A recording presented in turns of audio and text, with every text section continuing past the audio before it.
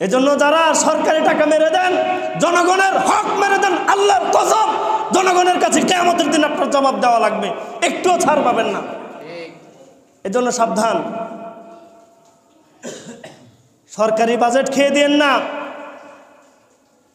আপনি বলবেন হুজুর আমি কমিশনার হওয়ার জন্য 50 লক্ষ টাকা খরচ করেছি, 1 কোটি 10 কোটি টাকা খরচ করেছি, এগুলোকে আমার উঠাইতে হবে না? আপনার কে বলছে 10 কোটি টাকা খরচ করে আপনাকে কমিশনার হওয়ার জন্য?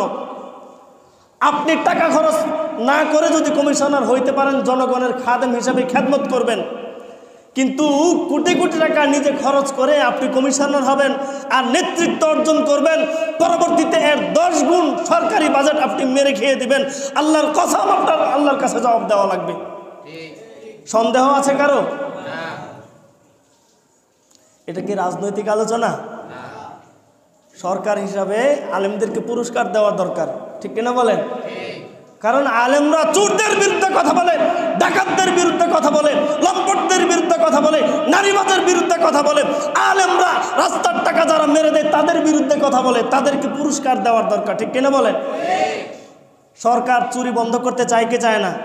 তো চোরের বিরুদ্ধে আলেমরা কথা বলে, আলেমদেরকে জেলে নেওয়ার দরকার না পুরস্কার দেওয়ার দরকার? আমি যদি চোরের বিরুদ্ধে কথা বলি, রাস্তার টাকা যারা মেরে দেয় তাদের বিরুদ্ধে কথা বলি, আমি কি সরকারের বিরুদ্ধে বললাম না পক্ষে বললাম?